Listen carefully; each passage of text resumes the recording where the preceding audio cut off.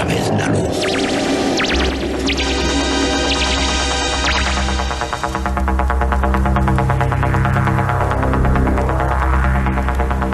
Estás entrando en el espacio en blanco.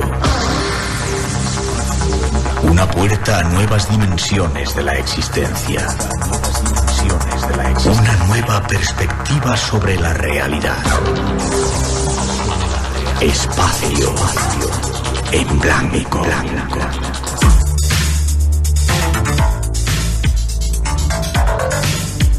Una producción escrita y dirigida por Miguel Blanco.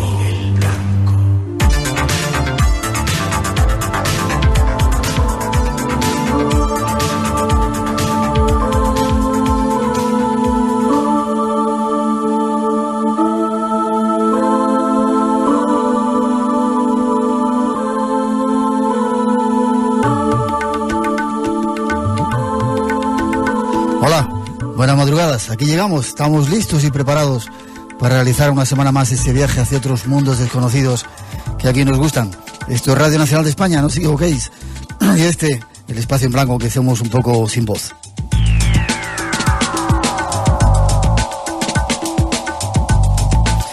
Y en esta ocasión ya estamos preparados para ese programa especial que llevamos semanas anunciando. Van a ser 2 noches mágicas, así que no os las perdáis. Algunos dicen que el espacio en blanco va a volver a hacer historia, así que atentos.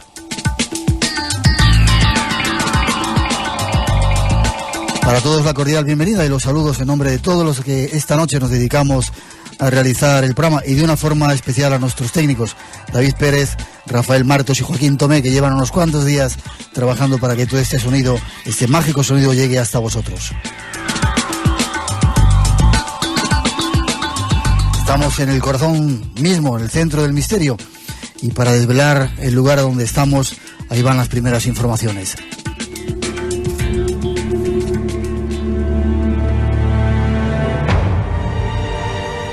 Esta noche os invitamos muy especialmente a acompañarnos.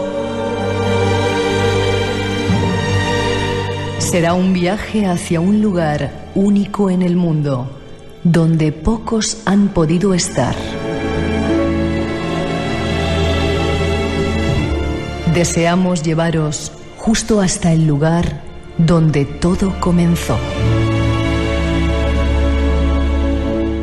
Para muchos es el centro, el corazón mismo del misterio. Para otros, el infierno comienza aquí.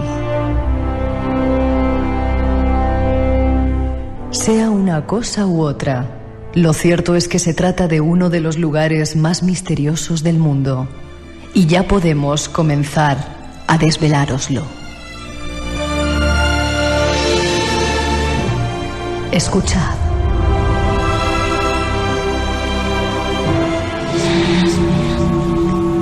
Las casas están vivas. Es algo que todos sabemos. Nos lo dicen nuestras terminaciones nerviosas. Si guardamos silencio, si escuchamos, podemos oír cómo las casas respiran.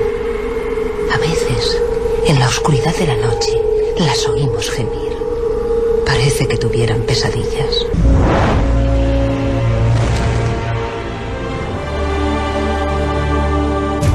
Sí, estamos en una casa, en una mansión que está viva. Se trata de la casa más misteriosa de España, un lugar donde desde hace 40 años se manifiesta uno de los misterios más inquietantes de la historia de este país. Muchos lo habréis adivinado. Estamos en la Casa de las Caras, en Belmez de la Moraleda. Y estamos aquí, primero para hacer un resumen de todos estos años de historia. Y después para contaros cómo se encuentra la situación actualmente. Y para, si nos acompañáis, entrar en contacto con el más allá. Es la primera vez en la historia que se realiza una experiencia parecida. Y si lo deseáis, podréis vivirla en primera persona. Si os atrevéis, si estáis listos, bienvenidos. La Casa de las Caras de Belmez os espera esta semana en el Espacio en Blanco. Y sois todos bienvenidos.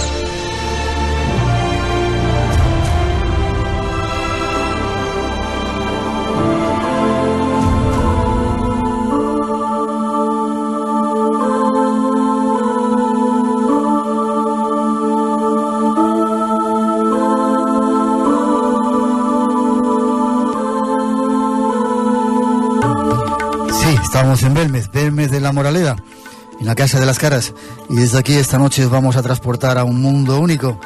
Ya veréis si nos acompañáis qué sensaciones. Dar las gracias a Miguel Pereira y a la familia que nos han dejado invadir su casa llenada de aparatos y de trastos. Las gracias, como decimos antes, a nuestros compañeros técnicos que posibilitan que todo esto llegue a vuestras casas, y a todos nuestros invitados que en un momento os vamos a presentar. Va a ser un placer estar aquí y os aseguramos que van a pasar muchas cosas en estas 2 noches, así que atentos. Pero antes de empezar, van las primeras informaciones. Queremos dar un resumen de todo lo que aquí ha pasado, avanzando que a pesar de todos los intentos de dejar esto como un fraude, las caras siguen estando aquí. Ahora mismo nos están mirando, escuchar, y luego seguimos contando.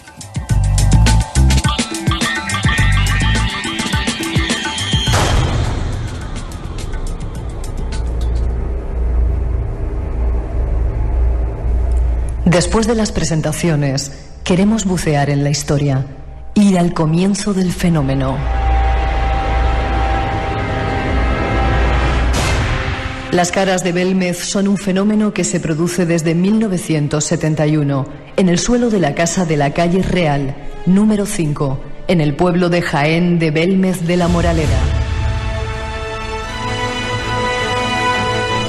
Estudiosos de la parapsicología han considerado este suceso como el fenómeno paranormal más importante de este siglo XX. La historia comenzaba más o menos así.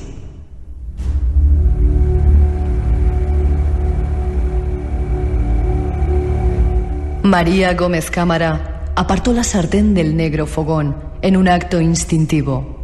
Poco imaginaba esta humilde mujer de 52 años que ahí mismo, en la vieja superficie donde guisaba diariamente, se acababa de gestar el inicio del fenómeno más complejo y apasionante de la parapsicología mundial.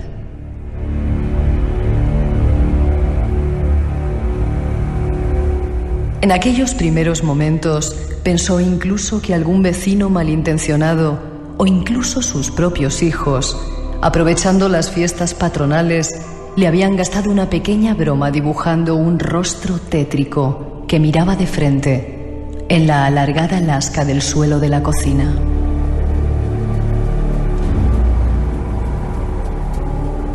En el exterior ya anochecía cuando María sintió el miedo irreprimible que le producía aquella mirada siniestra que la observaba fijamente.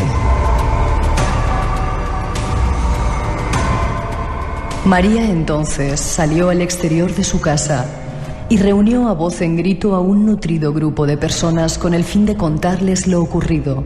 Así, pocos minutos después, hombres y mujeres penetraban por el pasillo del número 5 de la calle Rodríguez Acosta para comprobar con una mezcla de sorpresa y horror cómo en el fogón había aparecido una cara. Se trataba de la primera figura, a la que llamaron la pava. La pava aguantó lejías y alcoholes que la dueña y algunas vecinas le restregaron con el fin de borrarla, pero todo fue inútil.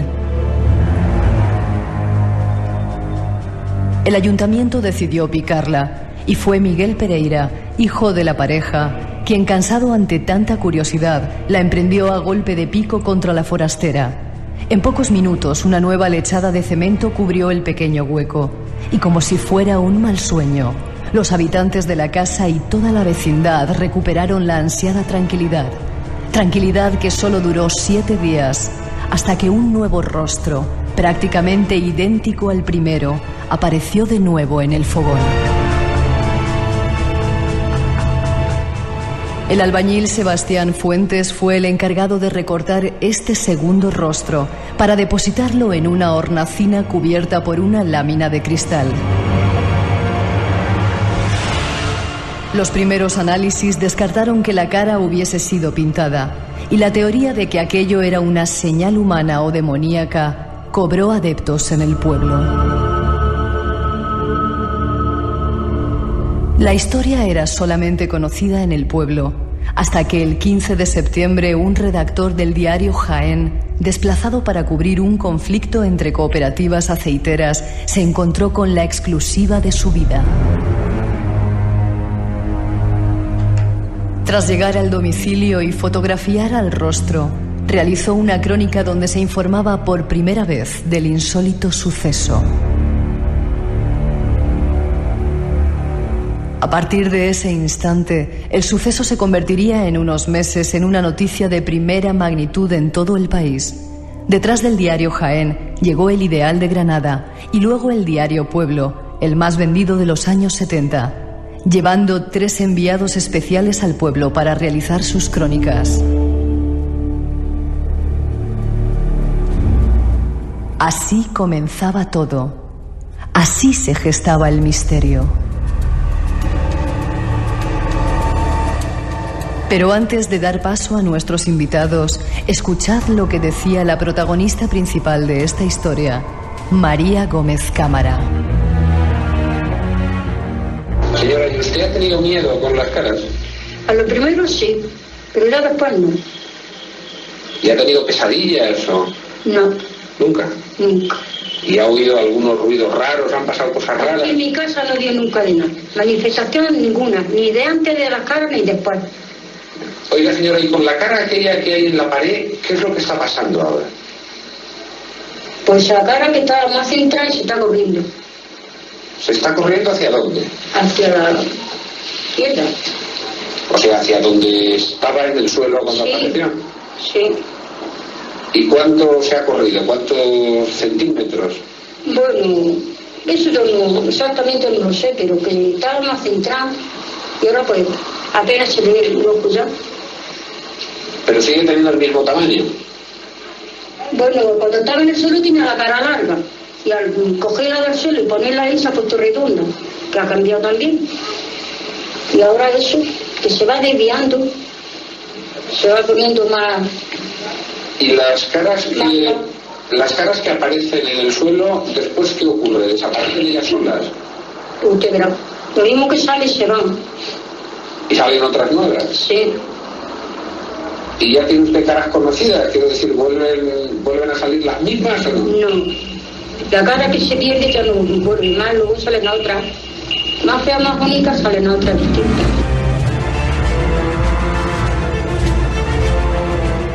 Es nuestro primer testimonio, pero hay muchos más. Escuchemos.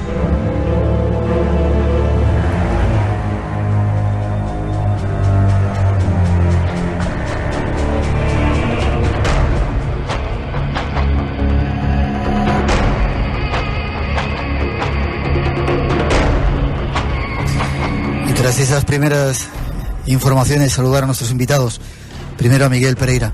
Buenas noches, Miguel. Buenas noches. ¿Está emocionado escuchar a tu madre? Sí, un poco. Hemos de darte las gracias por estar aquí en la casa de nuevo, por habernos dejado montar todo esto. A ti y a tu familia es un placer y un honor para nosotros volver aquí. Sobre todo porque queremos que nos cuentes desde el principio un poco, recordar todo lo que aquí ha ocurrido, para callar todas esas voces que dicen que aquí ha habido un fraude. Pero hablaremos de ello. Déjame que salude a los invitados.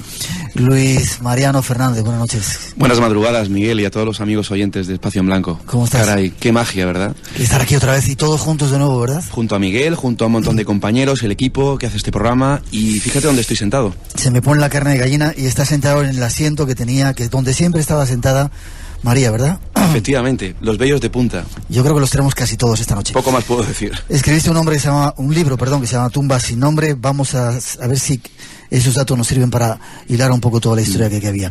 Lorenzo Fernández, Buenas noches. ¿Qué tal, Miguel? Director de la revista Enigmas, ¿cómo estás? Pues encantado, la verdad es que estoy doblemente emocionado porque bien sabes que es un tema que a mí me ha llegado muy de cerca, primero porque fue posiblemente el gran caso que investigué y en segundo lugar porque estoy en mi tierra, por lo tanto, pues no es motivo para emocionarme. Yo creo que en un lugar histórico, efectivamente, al principio se decía que es el fenómeno paranormal más importante de la historia, no hay nada comparable, nada ha pasado por el filtro de 38 años que se dice pronto, y por lo tanto, un lugar histórico con unas caras históricas y una emisión, Miguel, que desde ya es histórica.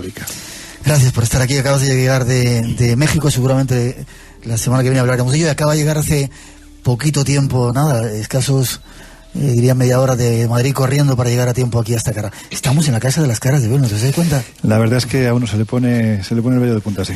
Pedro Amorós, presidente del SAFE. Buenas noches, ¿cómo estás, Pedro? Muy buenas noches, por aquí encantadísimo, como dicen mis compañeros, de estar con buenos amigos, con un equipo fantástico, en un programa inigualable, histórico, para mí histórico, y en un lugar donde he trabajado muy de cerca con mis colegas, con mis amigos, he analizado mucho, he perdido, he ganado y he invertido mucho tiempo en estudiar de cerca estas caras, en las que hoy vamos a hacer un acercamiento especial, un especial que creo que se merecen.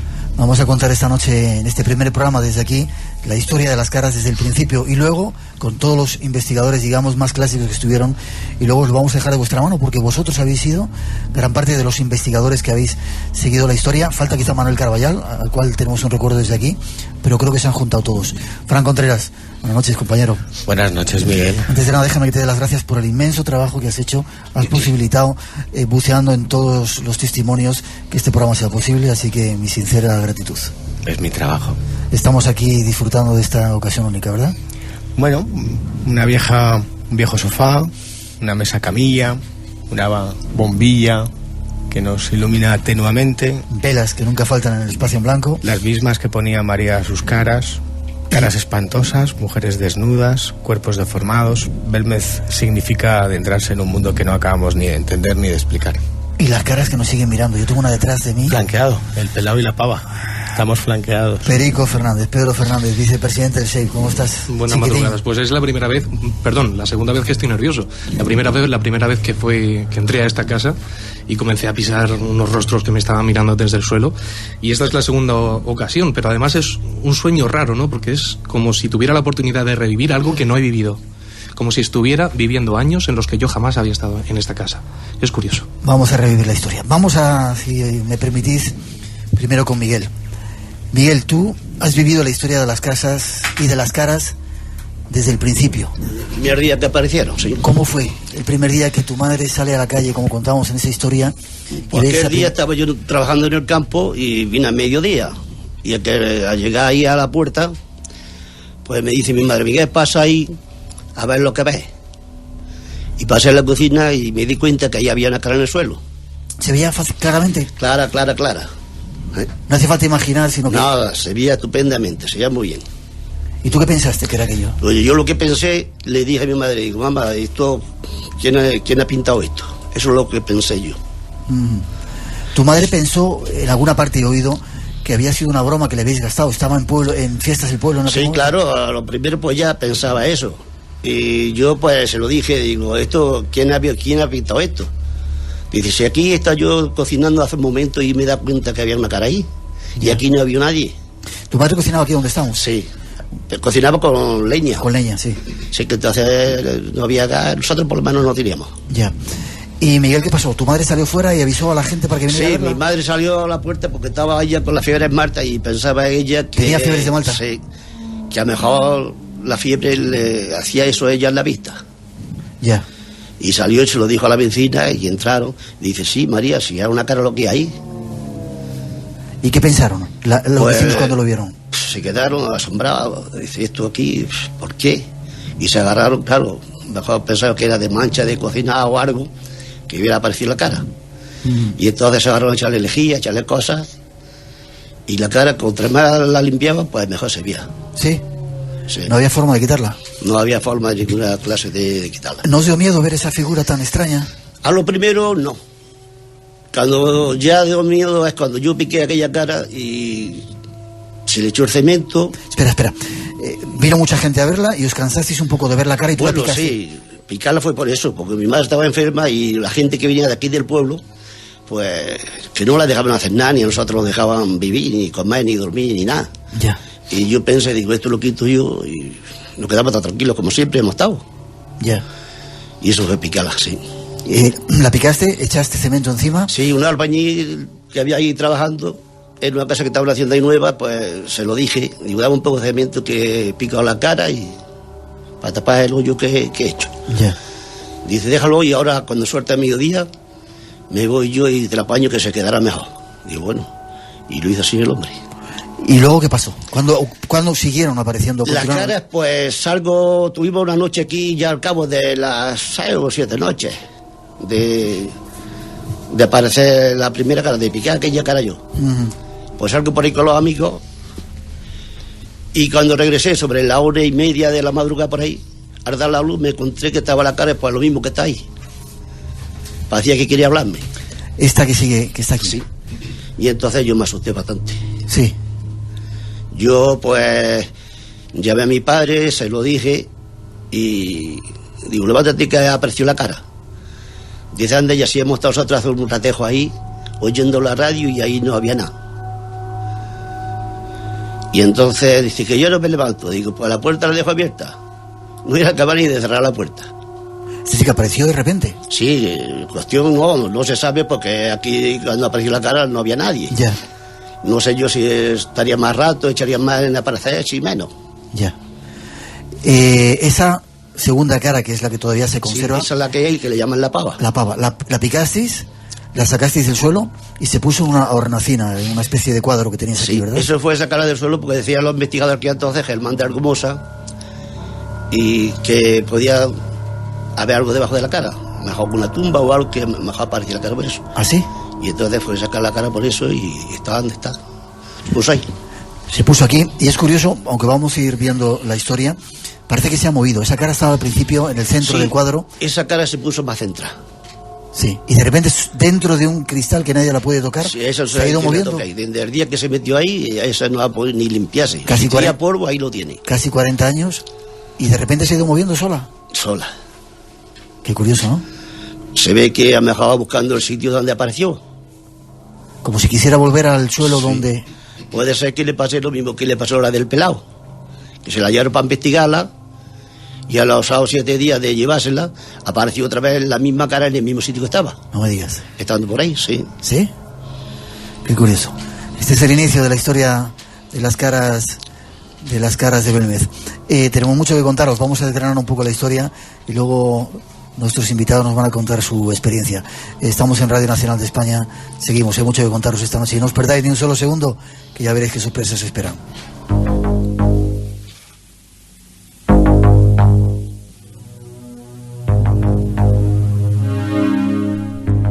Casi al tiempo de la llegada de 2 reporteros madrileños, un nuevo rostro de facciones diametralmente opuestas a la pava hizo acto de presencia en el suelo de la habitación cocina. Era la imagen de un niño, o incluso de un feto, que miraba fijamente hacia el otro lado de su realidad. Este descubrimiento hizo correr ríos de tinta, al mismo tiempo que encrespó el ánimo de algunos que, como la Iglesia, ya despuntaban en contra del fenómeno.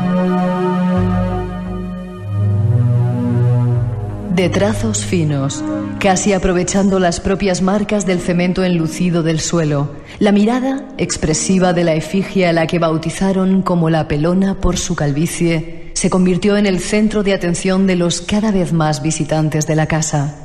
Animados por los artículos de los diferentes periódicos, miles de visitantes llegaron a colapsar la localidad serrana con automóviles y autobuses.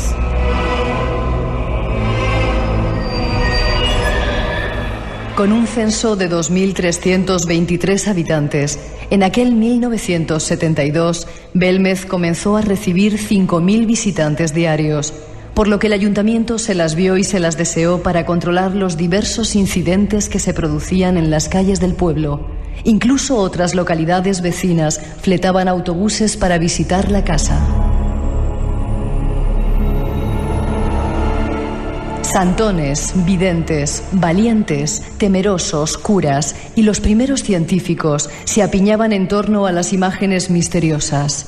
Imágenes a las que se habían unido otras dos muy semejantes a la pelona y que eran motivo de sobresalto por parte de los visitantes. Eran imágenes claras. No hacía falta emplear la imaginación para verlas. Estaban allí, escritas en el suelo, desafiando a la lógica y a los seres humanos que se atrevían a mirarlas. A mediados de enero, varios miembros de la Brigada de Investigación Criminal, dependientes de la Dirección General de Seguridad de Madrid, llegaron a la casa con el fin de investigar de un modo oficial el asunto. Lo que nadie sabía es que casi durante un mes, unas cámaras especiales de cine y fotografía habían sido colocadas en el edificio contiguo para observar todos los movimientos de posibles sospechosos. Pero este espionaje no dio ningún resultado. Fue el gobernador civil de Jaén, José Ruiz de Gordoa, quien decidió consultar con su amigo Germán de Argumosa y Valdés. Argumosa confeccionó un dispositivo de magnetófonos para captar psicofonías, logrando el 13 de febrero captar extrañas y siniestras voces, repitiendo la grabación durante varios días y noches bajo la vigilancia de la Guardia Civil. Tenemos algunos testimonios. Las palabras de don Germán de Argumosa que comienzan a calificar el fenómeno. Escuchad. Desgraciadamente nos movemos en el campo de las hipótesis. ¿Es el inconsciente de la persona? ¿Son los espíritus, seres que tuvieron una existencia terrena y que se encuentran en lo que se llama el más allá? ¿O es otra dimensión desconocida? En mi opinión, todo lo que sea salirse de un planteamiento lógico formal no está justificado.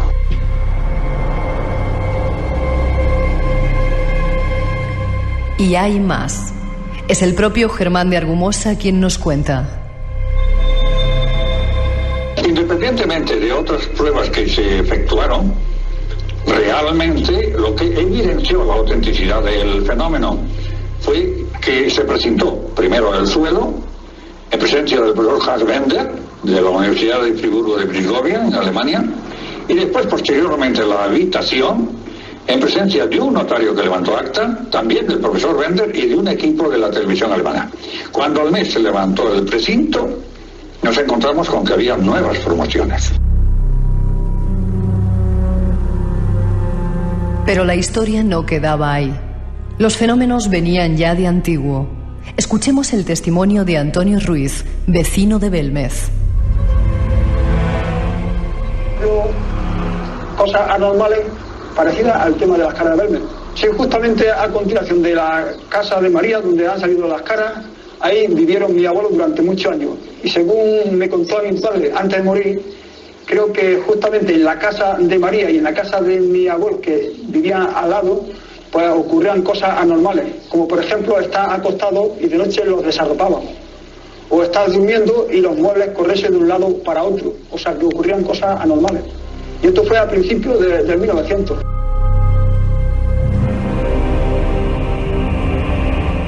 Son algunos datos de esta historia, pero hay mucho más.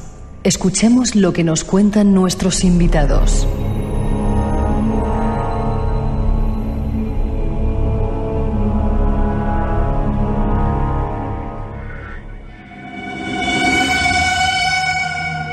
Abre tus sentidos. Un nuevo universo de respuestas te espera. Espacio en Blanco, en Radio Nacional de España, con Miguel Blanco. El misterio continúa.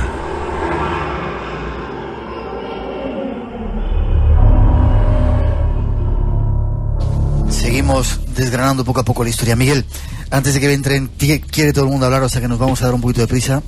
¿Era verdad que venía tanta gente al principio al pueblo? Sí, era verdad, muchísima. Autocares desde otros lugares. Sí. Y venía mucha más gente que la población que había aquí en el pueblo. Sí, bastante más gente. ¿Cómo lo vivíais vosotros eso? Pues fatal. Sí. Sí, muy mal. Porque a las 6 de la mañana estaban dando golpes en la puerta. Para entrar a verla. Para entrar a verla. Y cuando llegaban las 1 o las 12 de la noche, había gente todavía haciendo cola. Ya. ¿Y os pagaban algo? Nada. Nosotros no han pagado nunca nada. Contaba también esta introducción que se precintó. Hubo un momento en que se hicieron pruebas, la cocina se precintó. ¿Durante cuánto tiempo estuvo precintada? 3 meses. ¿3 meses? 3 meses estuvo precintada. ¿Con notario? Sí. Luego nadie tocó evidentemente ese precinto ni nada de lo que aquí hay no ahí. se podía entrar, el suelo precintado con un cristal, precintado con sus sellos y con todo, y la puerta con sus candados y precintada. ¿Dónde comíais entonces? Pues en otra cocina, que en la cuadra que tenemos de las bestias, el ayuntamiento nos ayudó a hacer una cocina que hay ahí. Ya. Sí, ahora hablas, un momentito. Está todo el mundo deseando entrar a hablar. ¿Cuántas caras había entonces en ese momento? ¿Cuántas figuras habían salido? Cuando tuvo la puerta precintada, sí, 19 caras nuevas, más las que había, sí. ¿Cuántas había?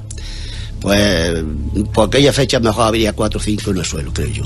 ¿Aquí en la cocina? Sí. Las caras no solamente han salido aquí, sino han salido en más lugares de la casa. Ya después sí. Sí. Han salido por ahí por el portal. En la otra cocina también apareció otra, que era la mujer de la copa. Sí. Que apareció con un ramo de flores y la mañana de Viernes Santo amaneció con... Sí. Con la copa. Ya. Hay un testimonio que hemos ofrecido de Antonio Ruiz que decía que en las casas aledañas habían dado fenómenos. ¿Tú querías hablar, Luis Mariano?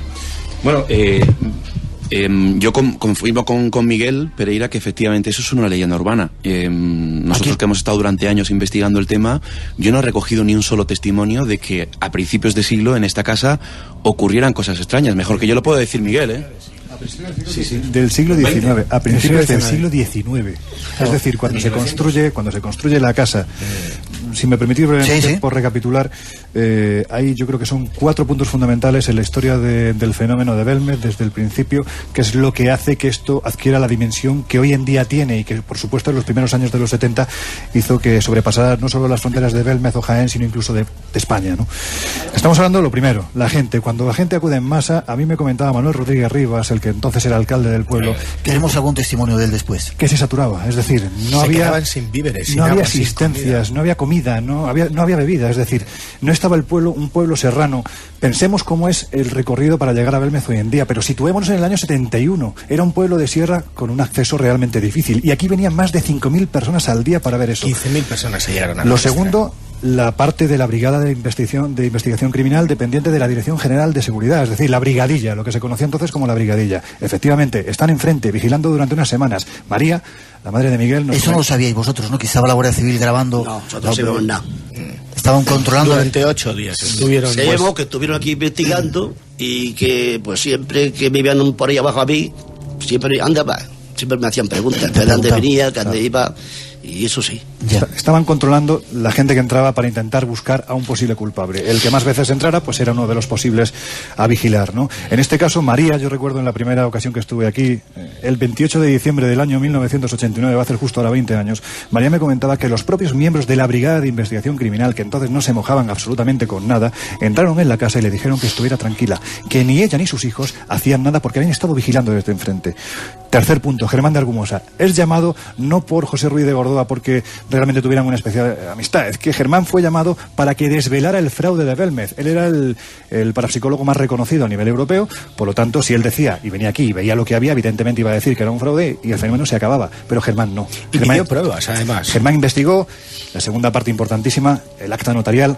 Hubo 2 precintos, un primero que se hizo, se puso un plástico, estaba el maestro del pueblo, estaba el alcalde y estaba Germán, que se pasó prácticamente sin pena ni gloria. Pero hay un segundo precinto, que es el de Antonio Palacios Luque. Levanta acta notarial, ahí tenemos los lacres, podemos ver todavía en la puerta los sellos rojos del lacre. Sois vosotros quienes sacáis a la luz ese documento. Eso, bueno, periodísísticamente lo sacan. En el Lorenzo Fernández y Iker Jiménez. Lo saca la revista Enigmas.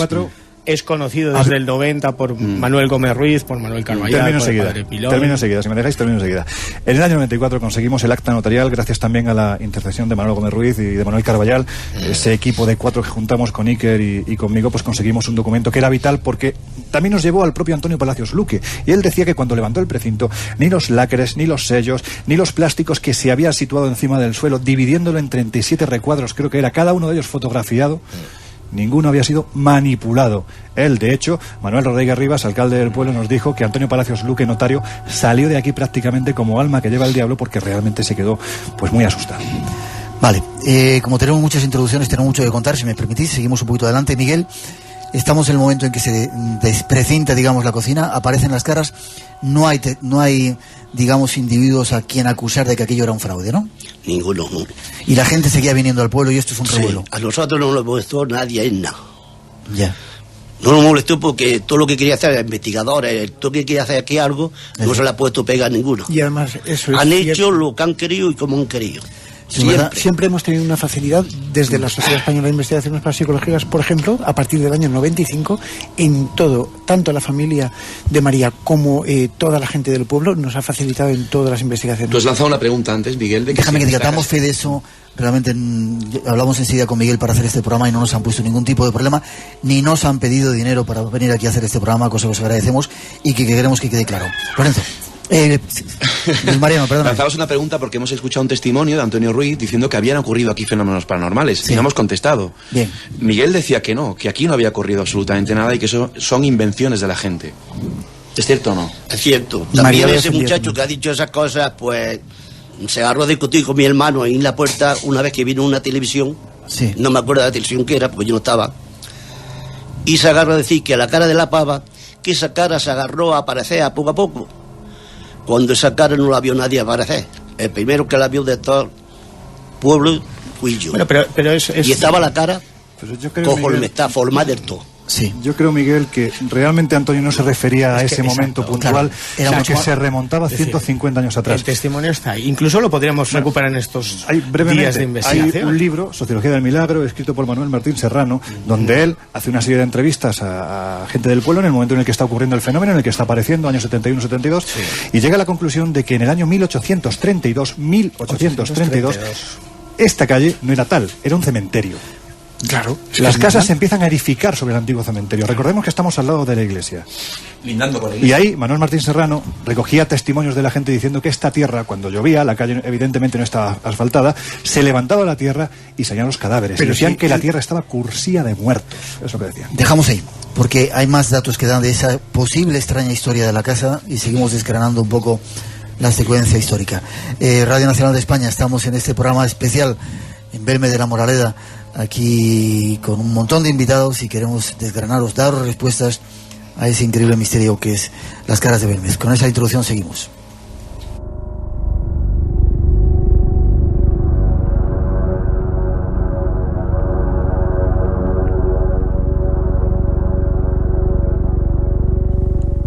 Pero la casa de las caras de Belmez tenía tras de sí una sobrecogedora herencia de misterios. La casa de las caras tenía una historia oculta que nadie había querido o sabido desenterrar. El 18 de febrero del 72, el albañil Sebastián Fuentes comenzó las obras de excavación en la zona donde más caras habían aparecido, hallando diversos restos óseos que resultaron ser parte del esqueleto de adolescentes de hacía unos 170 años. Se sacaron cientos de huesos, multiplicando la creencia de que los 4 dígitos aparecidos bajo la figura del pelao eran una fecha en la que se produjo un acontecimiento que explicase las apariciones. Rápidamente, los historiadores, para quitar hierro al feo asunto, mostraron las actas del ayuntamiento, en las que se verificaba que en el lugar estuvo emplazada la iglesia de Vélez, el cementerio, y retrocediendo años atrás, una mezquita funeraria de los árabes, confirmando la presencia de restos óseos como algo normal. Pero había algo más. Tras una ardua investigación, se ha sabido que en 1858 vivían en la casa los abuelos maternos de Juan Pereira, Ramón Sánchez y su esposa María Antonia Martínez. Fue su hija Ramona, de 9 años, la primera que percibió unos terribles quejidos que se escuchaban en el techo. Lamentos que iban acompañados de pisadas cansinas que realizaban siempre un mismo itinerario.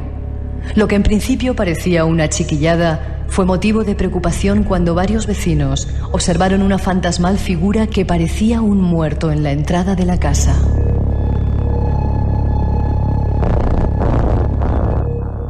Al mismo tiempo, los enseres y cacharros de la casa saltaban y bailaban como por arte de magia. El suceso fue conocido por todo el pueblo y dio a la casa fama de encantada durante algunos años. Fama que aumentó al morir en una reyerta 2 comerciantes en la misma puerta de la entrada tras coserse a cuchillada. Algo más tarde, el patriarca de la familia, Ramón Sánchez, falleció en aquella habitación, la más baja y próxima al exterior, susurrando al expirar que aquello tenía que ser un alma de otro mundo. Una historia sobrecogedora. Si añadimos que en 1978, y por su expreso deseo, Juan Pereira fue descendido momentos antes de fallecer a la habitación cocina que ya tenía más de una docena de rostros, entre los cuales murió el dueño de la casa. La aparición de huesos humanos hizo que se desataran las más variadas hipótesis acerca del fenómeno. Escuchemos el testimonio de Sebastián Fuentes, el jefe de obra que excavó la cocina y encontró los restos humanos. Ya se estudió y se empezó a estudiar, hicieron un agujero en toda la habitación, grande. Casi toda la habitación la llenábamos en el agujero y la tierra que sacábamos la echábamos a la planta afuera y donde podíamos, o a la calle. Y salían huesos humanos allí. Huesos.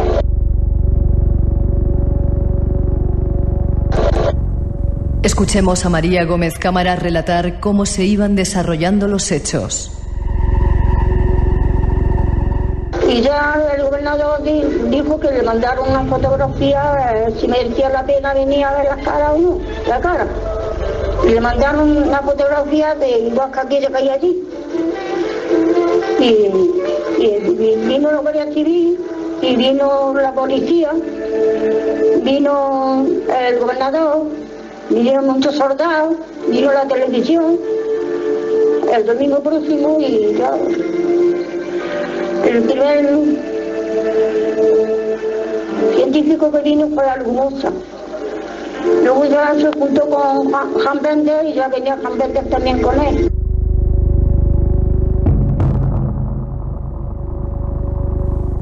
Mientras en la casa los fenómenos se sucedían, incluso con testigos. Es Germán de Argumosa quien nos cuenta su experiencia fantasmal. Escuchemos. Cuando estaba dejando estos clientes, estábamos dejando pasar la cinta, veo que el profesor Bender vuelve así la cabeza para un lado, vuelve la cabeza para el otro, y se pasa la mano, mira, sigue escuchando. Y al cabo de otro rato, vuelve a hacer lo mismo, una mano, lo mismo con la mano, y al final, en aquella experiencia no tuvimos ninguna grabación. Esto ocurre, nunca se sabe cuándo va a surgir. Después en otras cifras, en aquella completamente no. Y dije, pues ahora, ¿de qué le pasaba? Porque me vi en otras ocasiones, pero como, en fin, no era normal. ¿Qué le ocurría? Dice, es que por 2 veces me han acariciado la cabeza. Una mano me ha presionado acariciándome la cabeza. La historia continúa. Nuestros invitados nos siguen contando.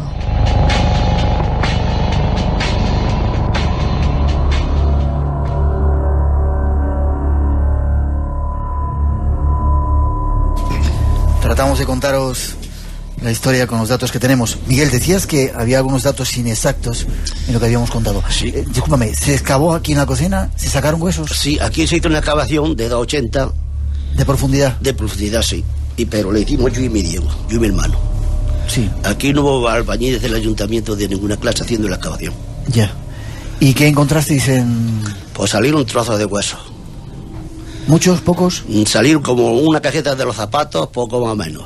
Y eran trozos de hueso, no eran huesos enteros, ni eran trozos de hueso, y eran huesos pequeños como de niño o algo así. Luis Mariano, ¿quieres decir algo? La voz popular, la leyenda urbana, lo que se comentaba en aquel momento. Tenemos recogidos testimonios de guardias civiles de la época diciendo, no, allí salieron camiones de cadáveres. Camiones de cadáveres, lo único que salió de aquí fue una cajita de zapatos.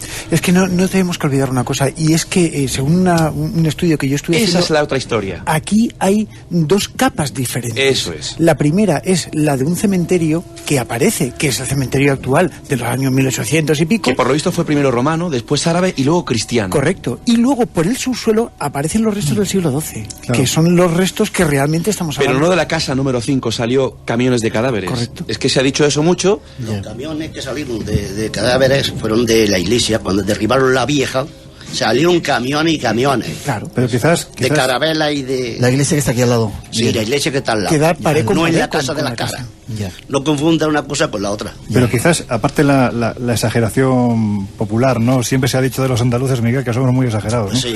Bueno, pues aparte de la exageración, sí hay dos detalles que yo creo que hay que tener en cuenta. El primero, que no se encontró ni un cráneo. Recordemos que esta tierra es... Atentos, ni un cráneo, ni una sola ni un cabeza. cráneo. Eso es importante porque lo que aparece en el suelo que estamos pisando ahora mismo son precisamente, al principio, precisamente caras, cabezas. Es interesante porque cuando uno empieza a revisar los textos históricos te das cuenta de que, bueno, pues la batalla de Bailén, todos conocemos que la guerra de la independencia en España, la batalla de Bailén fue, en cierto modo, la decisiva para empezar esa, entre comillas, reconquista para acabar expulsando a los franceses de nuestro país. Pues bien, el capitán Villafañe, en una de las crónicas que deja escrita, el capitán Villafañe era el capitán de todos los ejércitos que había en esta zona, que realmente no era ni siquiera un ejército organizado, era gente con garruchas que defendía su tierra, la guerra de guerrillas, ¿no?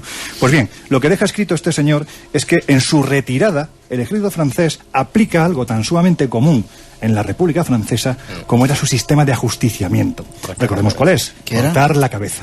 Cortar la cabeza. Por eso es explicable en ese sentido que no se encontrara ni un solo cráneo. Pero hay un detalle que a mí me llamó la atención, porque claro, todo esto consiste también en llegar al lugar, en estar donde estamos hoy nosotros y en hablar con la gente, no entrevistar, sino llegar a una amistad, ¿no? Para que te cuenten lo que realmente pasó. Una persona Pura, tú conoces Miguel Pura, la mujer de Miguel Rodríguez Montávez. Sí. Miguel Rodríguez Montávez era el fotógrafo del pueblo, al que en un principio se quiso acusar como posible autor de un fraude. Luego vamos a contar. Luego hablaremos de él. Pero es interesante porque Pura fue es una mujer realmente maravillosa, sí, una mujer con unos estudios de carrera, con una forma de hablar, realmente una dialéctica tremenda. Y ella decía que la única vez que vino aquí, exactamente donde se encuentra sentada ahora mismo Paz, en este mismo lugar, ella empezó a hablar con María, se sentía obligada, ¿no? Porque casi era como una especie de falta de respeto no venir a ver las caras en aquel momento. Se quedó allí sentada y la mujer notó una cierta somnolencia al punto de que se quedó dormida. Pues bien, ella aseguró que se despertó porque del suelo había algo, había gente llorando, había alguien que le estaba literalmente tocando los pies.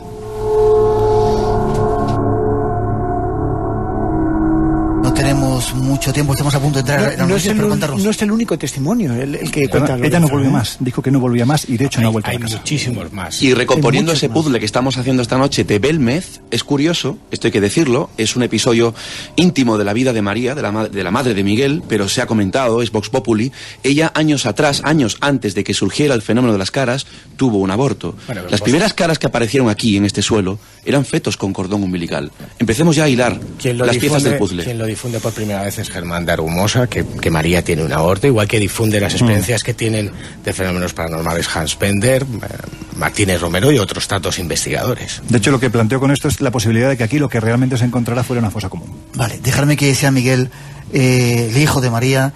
¿Es cierto que tu madre tuvo abortos y que esas primeras caras que salieron eran como fetos con cordón umbilical? Sí, es cierto que mi madre tuvo un aborto, pero las primeras caras aparecían ahí donde está esa grande que hay en el suelo. Sí. Y a lo primero aparecía una cara grande nada más. Se quitó 4 o 5 veces, se le echaba cemento nuevo y volvía a aparecer esa cara grande. Que parecía la cara esa que de la pava. Ya. Una cara grande así. Ahí también quien dice, estamos a puntito de hacer una mínima pausa y todo el mundo quiere contar cosas. ¿Esto había sido anteriormente una casa de mujeres? ¿Una casa de prostitutas? Que es otra teoría que se había dado. Bueno, esa teoría surge por las psicofonías, fenómeno conconmitante al mundo de las telescolásteas. Pero no hay datos concretos. Hay 3 psicofonías, entre ellas está la de los sonidos eróticos que habla Germán de Argumosa. Yo no sé si luego vamos a poder escuchar a Germán contándolo, y se interrelaciona.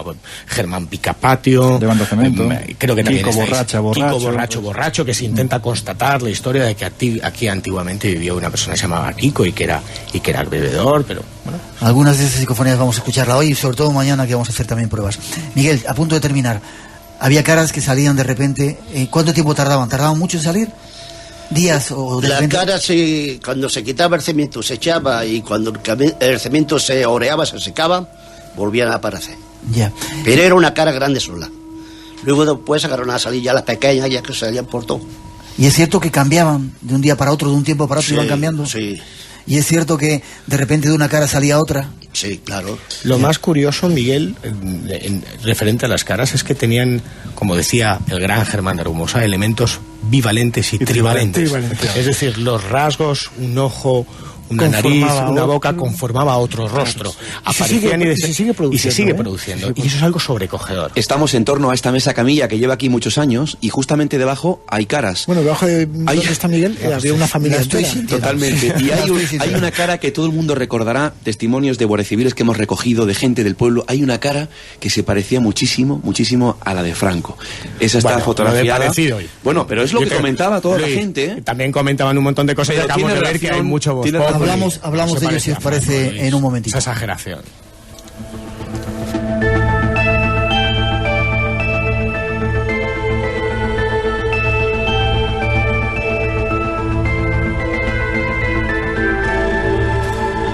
Llegan las noticias de las 3, las 2 en las Islas Canarias. Tenemos que hacer una mínima pausa. Estamos en la Casa de las Caras de Belmez. ¿Oléis el perfume que hay? Es curioso. ¿Lo veis? ¿Quién se ha echado perfume? ¿Alguien se ha echado colonia? Huele bien. Ah, bueno, ha sido Frank. Todavía no están pasando las cosas. Vaya tela. Tenemos que hacer una mínima pausa. Llegan las noticias. Crédulos. Os dejamos con la información y enseguida seguimos. No os perdáis, sobre todo si desconectáis ahora, la emisión de mañana. Vamos a hacer un experimento dentro de la casa y os vamos a hacer escuchar voces increíbles y a lo mejor otras manifestaciones como ese extraño perfume que estamos sintiendo ahora. No os vayáis, que enseguida regresamos. Esto es Radio Nacional de... Luego hablamos de ello. Hay un extraño perfume. Esto es Radio Nacional de España, la Casa de las Caras. Enseguida regresamos.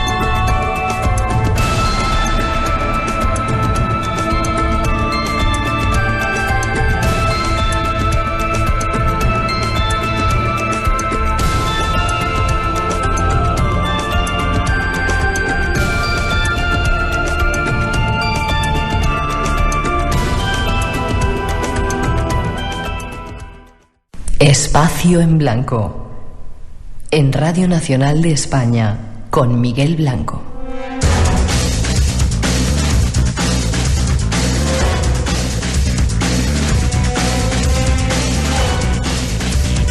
Pasan algunos minutos de las 3, las 2 en las Islas Canarias. Esto es Radio Nacional de España. No os confundáis. Estamos en la Casa de las Caras de Belmez, en una misión histórica recopilando toda la historia de todos estos años con testimonios únicos y exclusivos. Algunos de ellos nunca se han escuchado en la radio y sobre todo tratando de dar respuestas a ese interrogante que son la Casa de las Caras.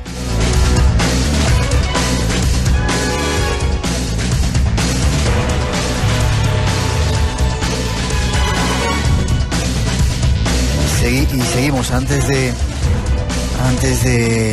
daros más datos, Miguel, ¿has olido el perfume? Sí. ¿Era el perfume de tu madre? Sí. Terminamos la anterior hora oliendo un extraño perfume. Decían que era colonia.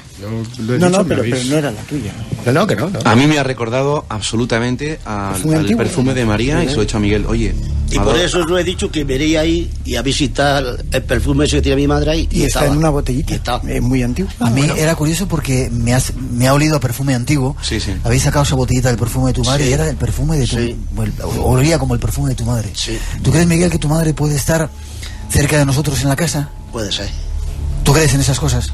Yo claro que creo. Radio Nacional de España, el Espacio en Blanco. Seguimos. En esta casa han pasado muchas cosas. Atentos a la gente que nos escucha en el podcast y después... ¿Habéis escuchado su voz? Sí.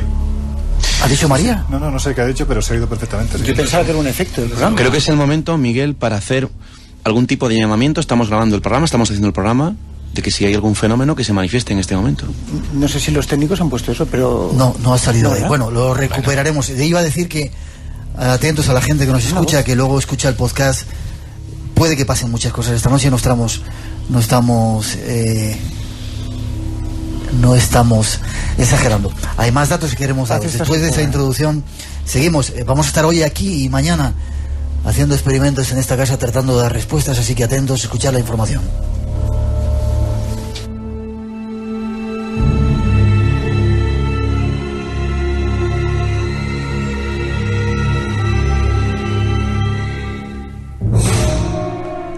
No pasaría mucho tiempo hasta que las autoridades decidieran intervenir y acallar las voces de aquellas extrañas caras.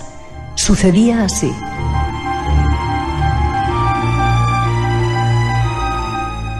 Nuevas caras eran descubiertas por los periodistas, mientras otras se formaban casi instantáneamente para volver a desaparecer en unos minutos.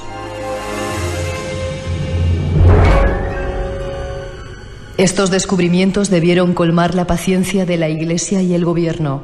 Nadie sabe qué ocurrió con certeza, pero el 25 de febrero de 1972, el diario Pueblo salía con el siguiente titular: Se acabó el misterio. Según aquella crónica, una comisión dirigida por José Luis Jordán, junto al equipo de Pueblo Investiga, y el químico Ángel Viñas, había dado con la solución al misterio. Tras esta conclusión, y sin cuestionarse el rigor de los análisis efectuados, el resto de medios de comunicación dejaron de informar sobre el asunto Belmez. Parecía que hubiese una mano negra en todo aquel tema. España entera se rió de las caras de Belmez, y el propio alcalde y el ayuntamiento en pleno fueron procesados. Comenzaba lo que se conoció con el nombre de Operación Tridente. Durante los 20 años posteriores a la Operación Tridente, todo el país pensó que una familia de analfabetos se había reído de ellos utilizando sofisticados trucos. La espesa cortina de humo impuesto por el poder tuvo un resultado inmediato. Los medios de comunicación, servilistas unos y obligados otros, cumplieron su cometido a la perfección, y a los pocos meses nadie se acordaba ya de Belmez. Se habían acallado las voces. Las caras de Belmez eran un fraude. Escuchemos alguno de los testimonios. El primero es de Antolín Rodríguez, exalcalde de Belmez y testigo de los acontecimientos. Decían que las pintaban aquí y precisamente le echaban la culpa a un hermano mío, que es pintor. Y mi padre, que hacía fotos, que era aficionado, porque fotógrafo no es, siempre ha sido empleado de la luz, de Sevillana, bueno, antes de Feda y luego de Sevillana. Entonces era aficionado a la fotografía, y como no había fotógrafo aquí, le hizo una foto aquí a las caras y la vendía María. Entonces me parece que vendían la fotografía a 10 pesetas. en aquellos tiempos. ¿Y usted qué explicación le da a este fenómeno? Bueno, yo no sé qué explicación darle a esto, porque yo no entiendo mucho esto, pero yo creo que tantos científicos como han venido aquí a ver las caras, tantas veces se han llevado a casa y no se averigua, que se sabe que no es pintado luego, que es, no sé, un fenómeno paranormal, porque sale, yo qué sé, por telepatía, por lo que saldrán, pero ahí están, que no son pintadas y es un fenómeno más de la naturaleza.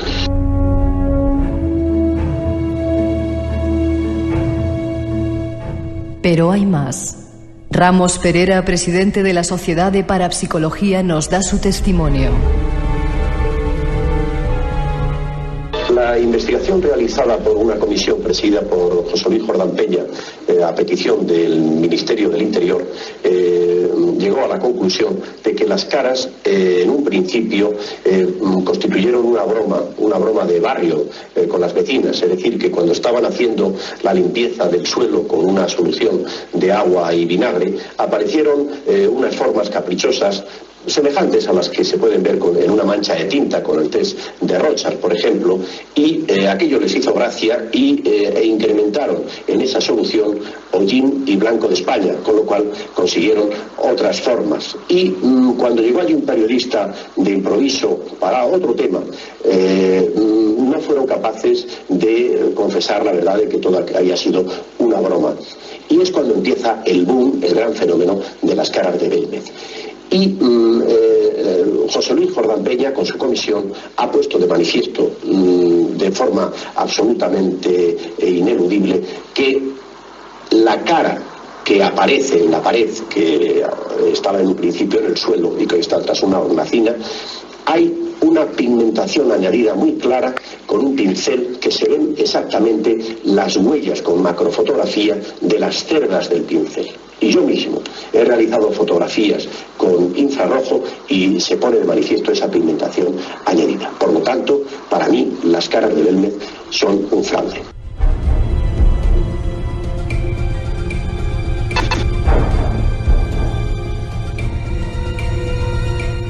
Es el mismo Ramos Perera quien nos sigue relatando su opinión acerca del fenómeno. Yo estuve en Belmez cuando estaba esa habitación supuestamente precintada y encontré a la señora limpiando el suelo, levantando el plástico que estaba supuestamente precintado, y estaba la mujer muy afanada limpiando el suelo y me dijo, disculpándose, que claro, que había tenido que hacer eso porque allí había muchísima humedad que, recuérdese que por la sustancia higroscópica que en aquella zona se utiliza para el fraguado del cemento, es capaz de acumular manchas de color oscuro, evidentemente de mayor intensidad cuanto mayor es la humedad. Por lo tanto, el precintado lo que hizo fue aumentar el grado de humedad y por lo tanto el número de posibilidades de que hubiese más caras.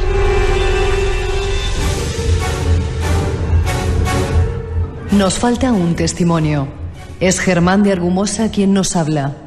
Un documento exclusivo que nunca se había escuchado hasta hoy.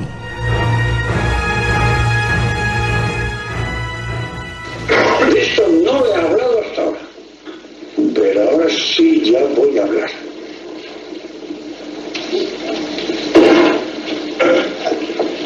Al margen de toda política, yo me he enterado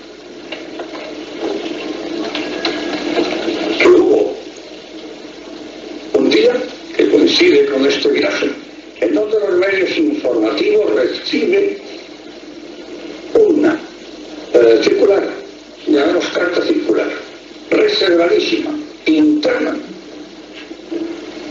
del presidente entonces del gobierno Carrero Blanco, diciendo que hay que echar abajo y negar el fenómeno de la iglesia. Y ustedes dirán, ¿por qué? Pues muy sencillo. Porque había un sector, solo un sector, no se puede generalizar, había un sector religioso que presionó de tal manera que convenció a Carrero Blanco y a sus colaboradores que era satánico lo de Belmez y que había que acabar con ello.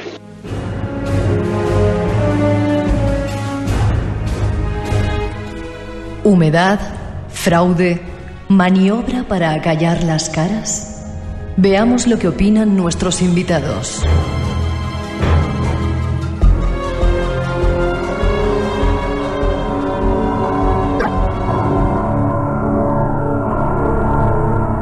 Seguimos después de ese informe, dando datos de la Casa de las Caras. Miguel, para ti, ¿tu madre vendía fotos de las caras de Belmez? Mi madre pues llegó, como aquí esto se puso así de gente, y se lo dijo el alcalde a mi padre. Dice, vender fotos, hacer algo, porque ¿qué vais a hacer así? Ya. Que ni podéis trabajar ni podéis hacer nada. ¿De qué vais a comer vosotros? Y entonces pues se vendieron unos cuantos fotos, pero muy poca cosa. Ya. Lo vendía a 5 pesetas.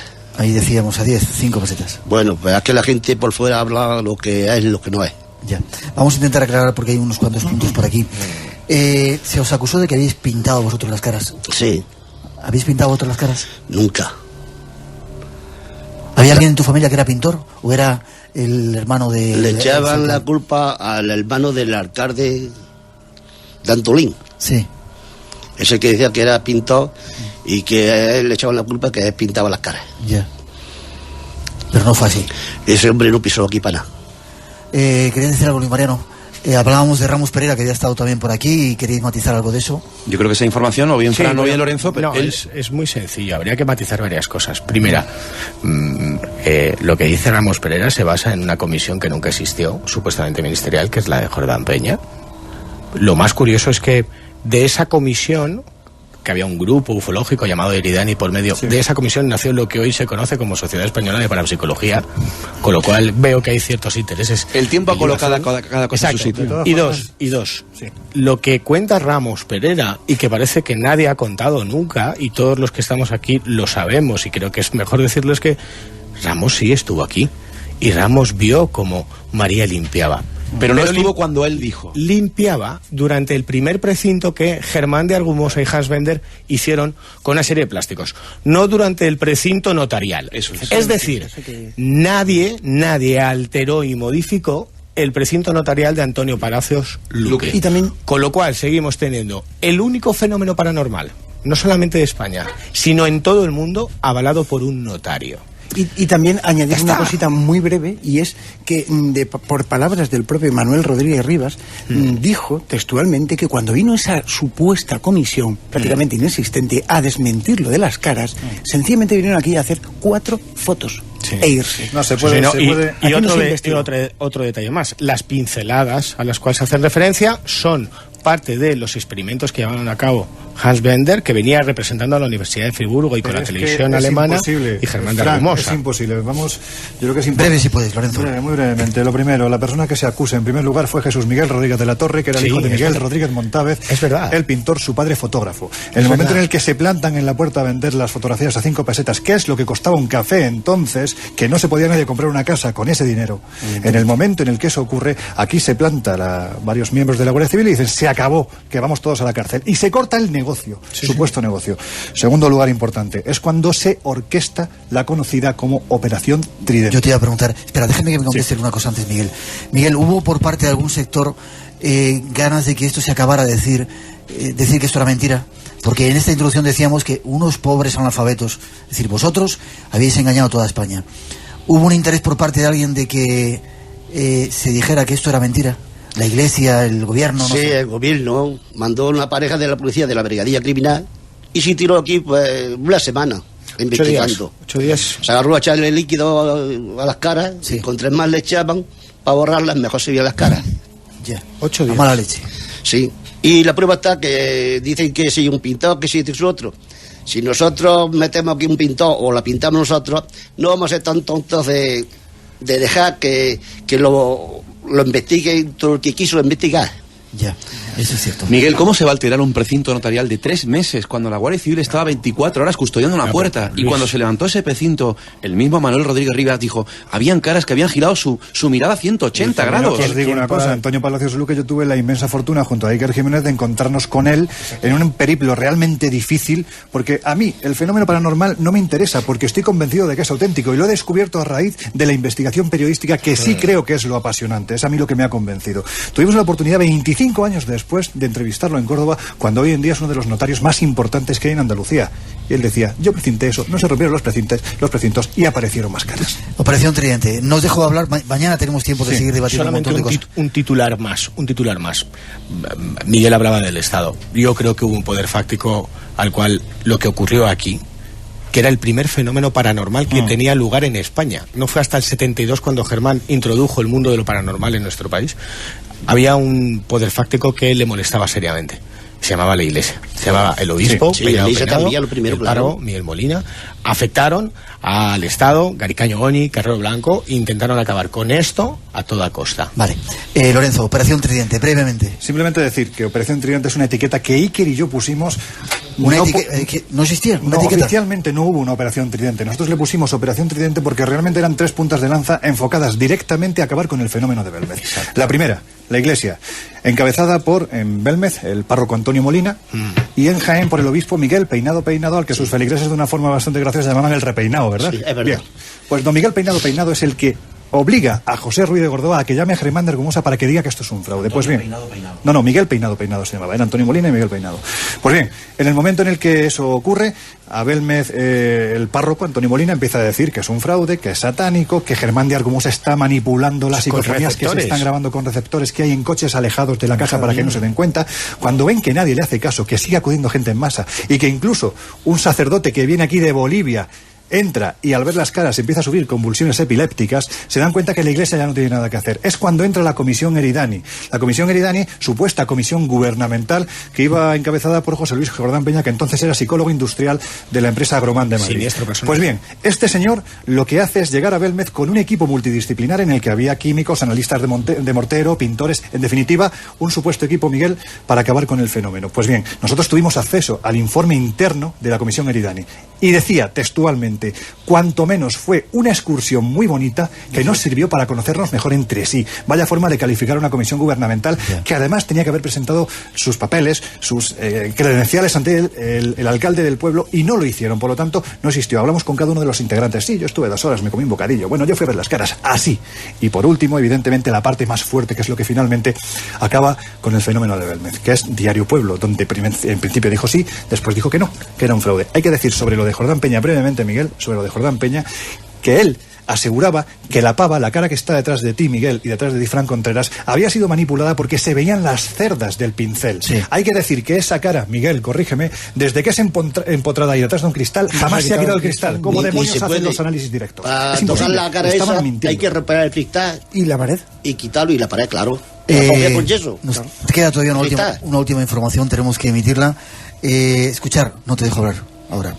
Escuchar esa última información, tratando de dar respuestas esta noche y de aclarar cosas que han ocurrido aquí.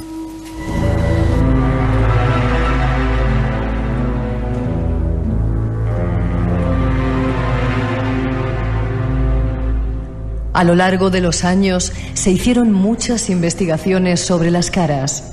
Uno de sus protagonistas fue el profesor Germán de Argumosa. Él mismo nos cuenta lo que allí sucedía. Unas se mantienen, otras no. Unas se van, luego regresan. Otras se van y no vuelven, por ahora. Algunas aparecen de momento, como por ejemplo, delante de Pedro Sagrario, un periodista de la fíjese que de nombres, y de Antonio Alcalá, del diario Jaén. Antonio Alcalá estaba convencido de que aquello era auténtico. Pedro Sagrario me confesó después que se carcajeaba hasta que ocurrió lo que se llama este derribo. Estaban discutiendo cuando yo no me encontraba presente. Y Antonio le decía a Pedro: desengáñate, aquí no hay fraude, esto es auténtico. E intentaba argumentarle para que lo creyeran. Y Pedro decía: el profesor Argumosa tiene aquí a todos embaucados como bobos y aquí nada de nada. Y cuando estaban en esta conversación, es Pedro Sagrario el que me llama con una voz que hacía pensar que le estaba ocurriendo algo, que estaba sufriendo un trauma. Llego corriendo y me dice: mire, don Germán, lo que está saliendo ahí, delante de ellos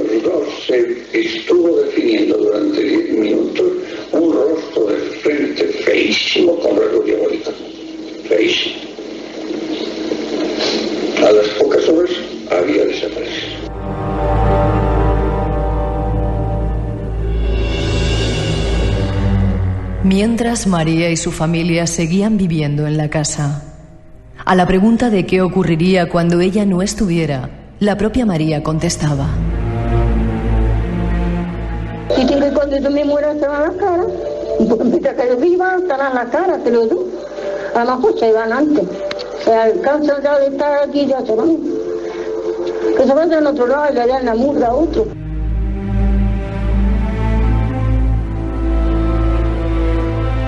Pero mientras, las pruebas del profesor Germán de Argumosa continuaban. 10 magnetófonos, el mío y 9 de mis alumnos. En estos 10 se graba una voz femenina que dice: el infierno empieza aquí. Y luego, en una posterior grabación, a una pregunta mía se obtiene la siguiente introducción paranormal: yo sigo enterrado. Otra grabación de verdadero interés es un grito muy desagradable de mujer después de haberse oído expresiones eróticas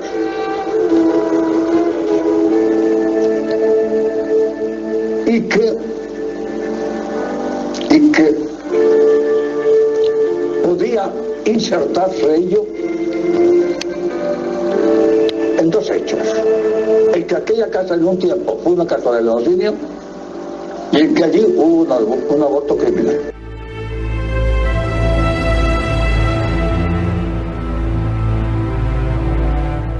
Las caras comenzaban a hablar. Se conseguían las primeras psicofonías. El infierno empieza aquí. Yo sigo enterrado. Germán pica patio.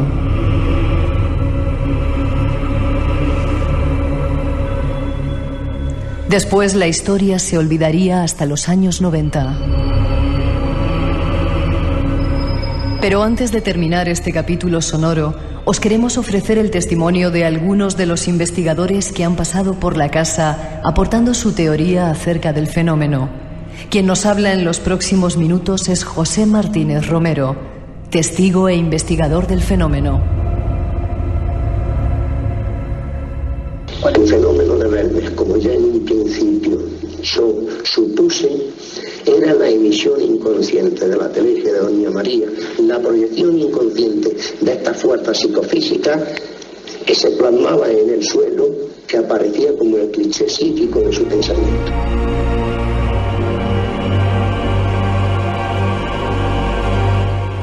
Y terminamos con Fernando Jiménez del Oso, quien nos da su opinión sobre el fenómeno en la que sería su última visita a la Casa de las Caras de Belmez antes de dejarnos. Creo que aunque sea poco a poco y aportando pequeñas experiencias y pequeñas investigaciones, pues al cabo del tiempo habrá elementos de juicio suficientes para sacar, si no una conclusión definitiva, pues al menos dejar para los investigadores de generaciones siguientes datos suficientes para que acaben concluyendo en qué consiste este fenómeno paranormal que hoy por hoy carece de explicación.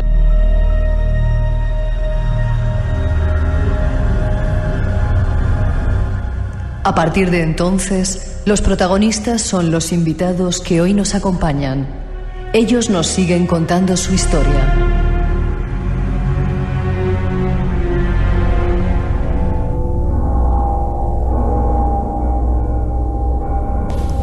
Ahí estaban parte de los testimonios de los grandes investigadores. Queremos decir que este programa hoy es un testimonio de agradecimiento a los clásicos, ¿no? Sí, yo creo que todos estamos aquí, que de todos, aunque lo diga yo, es el sentimiento que tenemos todos a casi 40 años de misterio, de algo inexplicable, ¿no? Nosotros quizás somos la última generación de Quijotes en un mundo de Sanchos buscando una respuesta a lo que aquí ocurre. Y antes que nosotros ha habido gente, y ese es el homenaje, como Germán de Argumosa, como José Martínez Romero, como Hans Bender, como Manuel Gómez Ruiz, como el padre Pilón, como Manuel Carballal, como Iker Jiménez, como tanta y tanta gente que ha intentado vislumbrar, mejor o peor, poniendo su esfuerzo, su ilusión, qué es lo que aquí se escondía. Vosotros retomasteis después ese testigo y son los investigadores. Mañana nos vais a contar en ese programa especial que vamos a hacer parte de vuestras experiencias. Aquí han pasado muchas cosas. Pero antes, Miguel, estamos a punto de terminar. Se decía que cuando tu madre se fuera, las caras iban a marchar. Pero las caras han seguido aquí. ¿Qué ha ocurrido desde que tu madre falleció? Pues han aparecido algunas caras más.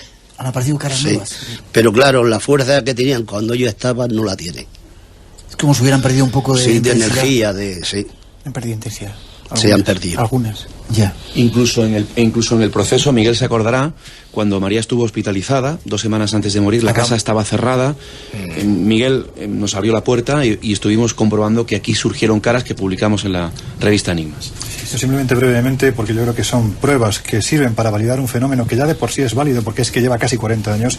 Yo creo que la prueba que invalidó completamente lo que fue la Operación Tridente fue precisamente la serie de análisis que se hicieron sobre este suelo. Miguel comentaba al principio que el Pelao, la que está detrás de ti, Miguel, se fue precisamente a Valencia, al Instituto de Mineralogía e Hidrología, es decir, del CSIC, investigaron, llegaron a la conclusión de que ahí lo que habían eran elementos propios del cemento. Quizás había sustancias ferruginosas, hierro, que podían permitir cierto tinte, cierto elemento pictórico, pero evidentemente no para modelar estas caras. Sin embargo, lo que sí consiguieron fue precisamente lo que pretendían, ¿no? Que cayera un denso manto de silencio sobre Gálmez hasta precisamente los años 90. Eso en el 75.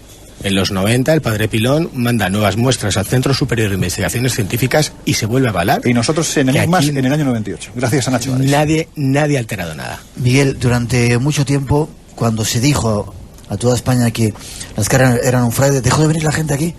¿Y se olvidaron de vosotros? Bueno, había un tiempo ahí que venía menos gente, pero venía alguien también, venía gente. Ya. Perico, estás sin hablar. Antes de terminar quiero que nos cuentes una mínima cosa. En esta casa han pasado muchas cosas, incluso miedo. Mucho. Tú has formado parte de varios equipos de investigación. ¿Has pasado miedo? Yo sí, porque realmente, no sé, yo cuando comencé a investigar un poquito, a sentirme atraído por estos fenómenos, pues hacía muchos años que yo pues veía esto con otros ojos, ¿no? Y leía muchos, entre comillas, manuales del misterio, y me di cuenta incluso de algunas cosas que se contaban en esos manuales y que yo realmente pues jamás podría pensar que podría llegar a vivirlas, ¿no?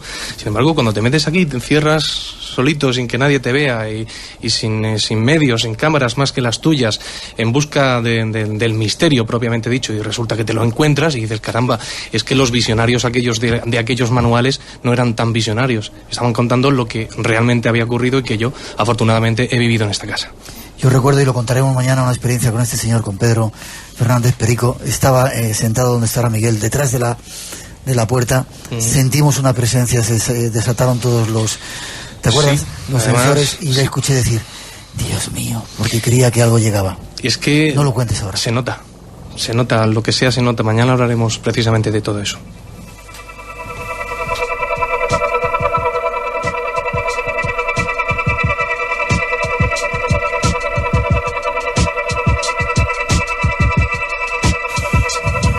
Vamos a hacer un punto, si os parece, y mañana continuamos.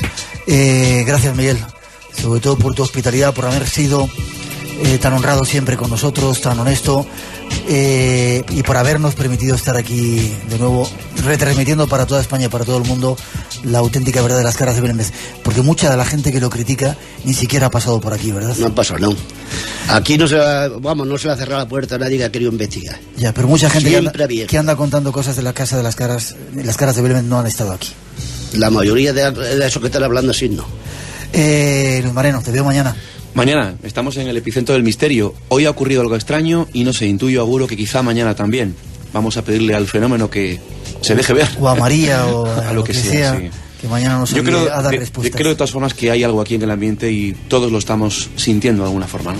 Lorenzo, gracias. Nos vemos mañana. Han sido 40 años, 20 de los cuales prácticamente han sido de olvido. ¿Qué sentido tenía mantener eso si fuera un fraude? Eso es verdad. Pedro. Aquí estaremos y desde luego espero que mañana, además de intentar retransmitir algunas de las imágenes para que nos vean nuestros oyentes, pues investigaremos un poco y contaremos un poco de las grandes verdades que hay aquí ocultas y que cuestan de salir. Vamos a dejar un montón de aparatos aquí instalados y ya veremos lo que ocurre. Fran, nos vemos mañana.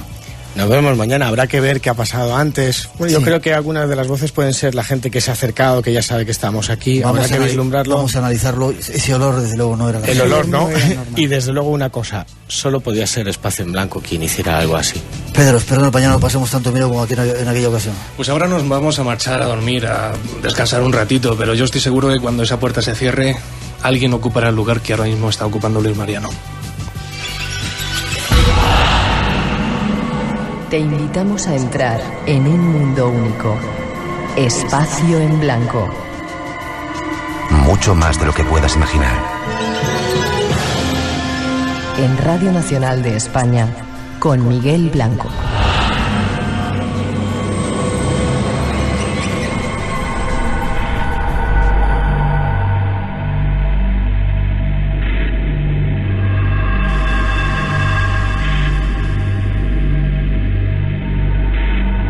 Hay más que esta noche os queremos contar. Salimos del ambiente mágico y misterioso de esa casa y nos vamos a hablaros de un trabajo que están haciendo los médicos. Nuestro siguiente invitado, Enrique Benito, nos trata de ayudar a morir, a saber cómo morir. Un tema lleno de esperanza, absolutamente lleno de luz, que os invitamos a escuchar en este Espacio en Blanco especial de hoy. Ahí va la introducción.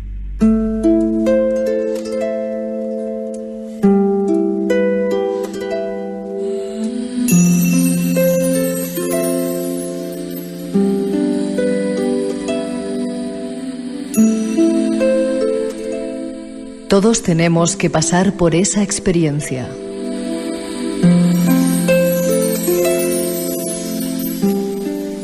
Para muchos es la experiencia vital más importante después de nacer. Incluso se dice que nacemos para llegar a ella.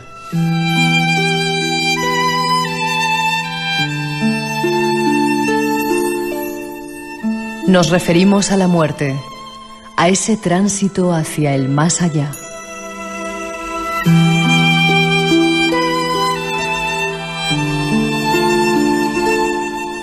Un grupo de especialistas se han reunido recientemente para tratar sobre ello, para definir sus cuidados y ayudar a los enfermos en ese paso hacia el más allá.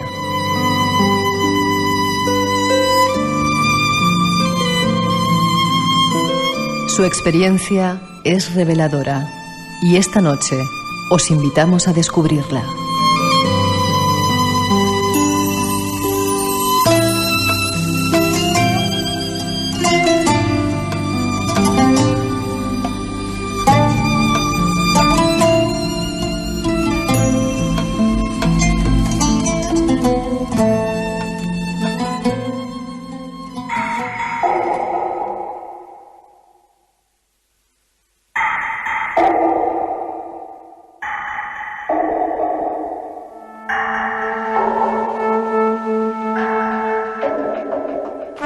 Esta semana nos sorprendía una noticia, decía aliviar el espíritu de los enfermos. Concluye el primer taller de acompañamiento espiritual para sanitarios, una guía que incluye la atención espiritual en la asistencia al final de la vida. Algo que nos sorprendió y nos hemos puesto en contacto con uno de sus responsables, Enrique Benito. Buenas noches, Enrique. Hola, buenas noches. ¿Cómo estás? Bien, gracias a Dios. Oncólogo, dedicado desde hace 10 años a los cuidados paliativos y coordinador del grupo de espiritualidad de la SECPAL. ¿Qué es eso?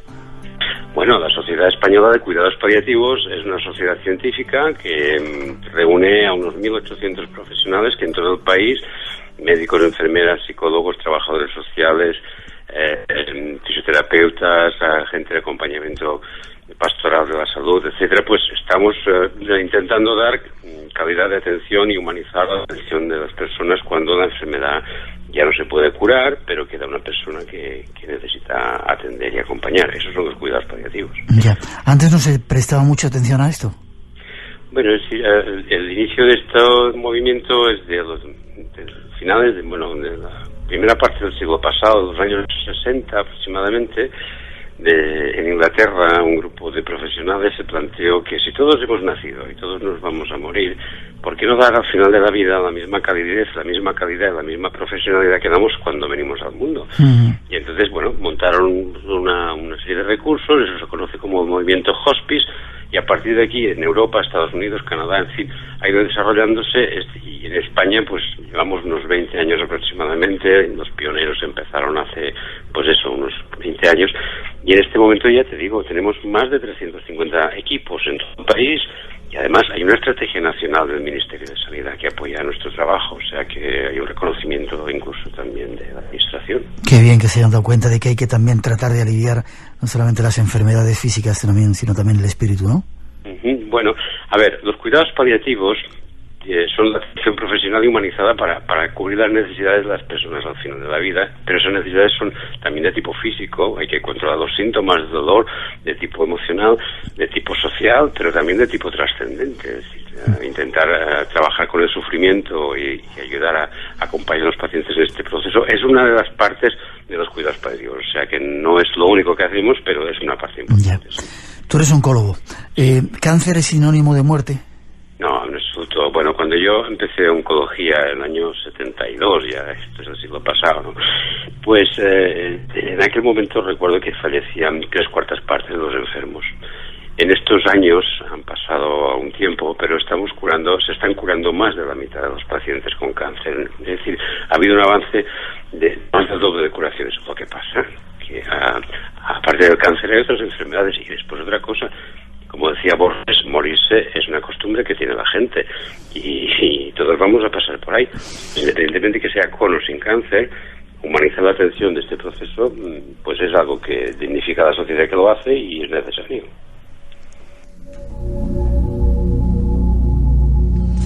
Y además morirse es hasta natural, ¿verdad? Sí, bueno, es que hay que sacarlo del contexto de lo...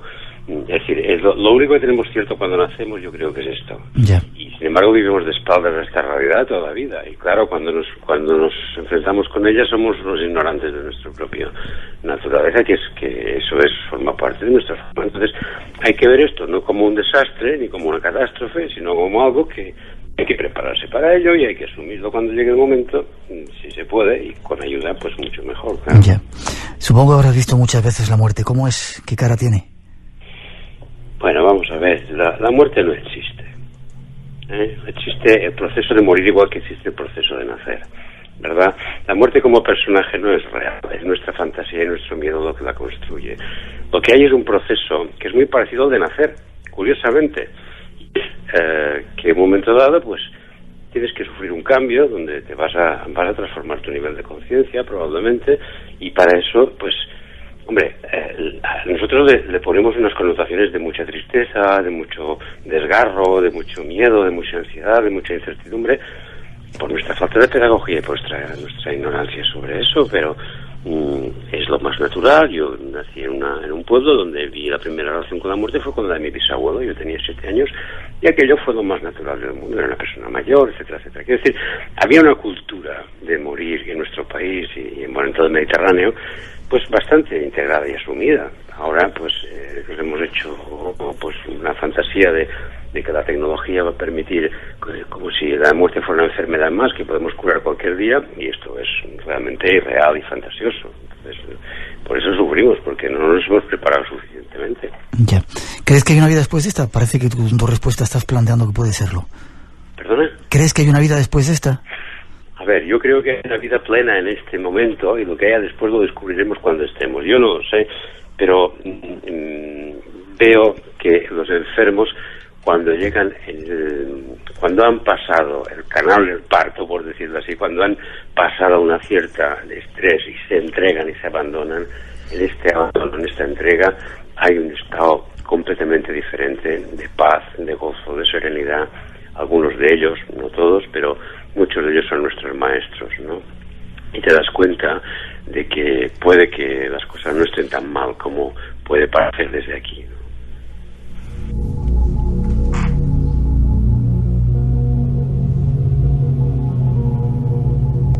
Enric, ¿qué opinas de esas teorías de algunos psiquiatras que hablan, Raymond Moody, entre otros, que hace poco estuvo en el programa, que hablan que hay un túnel y toda esa... Bueno, esas teorías historia, hasta donde yo sé, lo que está publicado en revistas académicas y científicas, es el Lancet, en el año 2000, un cardiólogo holandés, Phil van Lomen, decidió estudiar qué había de cierto en esto del túnel y tal. Y entonces hizo un estudio prospectivo muy interesante con gente que hacía una parada cardíaca y que después le reanimaban y volvía, etcétera. Y entonces se entrevistaba para ver, y efectivamente, pues parece ser que un porcentaje de pacientes, no todos, pero un porcentaje considerable, pues habían tenido esas experiencias, ¿no? Y entonces, y eso no tenía nada que ver ni con los fármacos que habían tomado, ni con otras situaciones, ¿no? Y bueno, pues esto está descrito y publicado, y parece ser que necesitaríamos explorar un poco más de esto, porque puede que tenga bastante viso de realidad. Ya, y no sé si en las unidades donde tú trabajas, salió hace tiempo también una noticia de que en ciertos hospitales, en unidades paliativas, habíais dejado cosas en determinados sitios por arriba, en el quirófano, no sé, libros, cosas, es decir, objetos, por si el paciente salía fuera del cuerpo, como se contaba, pudiera verlo y luego contarlo. Hay un estudio de esto que se está haciendo en este momento en la Universidad, creo, de Birmingham, intentando verificar esa hipótesis. Esas son descripciones de mucha gente que ha hecho esta parada, ha hecho teóricamente, ha estado en un momento donde, según nuestros registros, el corazón no funcionaba, y etcétera. Y estas personas cuentan que han visto cosas que habían dejado, por ejemplo, ¿no? Y que habían salido de su... Bien, y efectivamente iban allí y comprobaban que esto era cierto, ¿no? La anécdota que publican en Lancet es de un paciente al que, en un momento dado, le tienen que intubar, lleva dentadura postiza, se la sacan, lo intuban, lo reaniman, lo llevan a intensivos, y después de una semana, cuando él ya se recupera, está en la sala, le dice a la enfermera: usted sabrá dónde está mi dentadura, porque usted estaba presente cuando los demás decían que yo estaba muerto y me tuvieron que sacar los dientes y los escondieron en un cajoncito. Por favor, ayúdame a encontrarla. O sea, aquel hombre describió perfectamente que había visto todo lo que estaban haciendo cuando el electrocardiograma era plano, ¿eh? Por lo tanto, bueno, algo de esto debe haber. Yo no soy experto en eso, pero me parece una posibilidad, sí.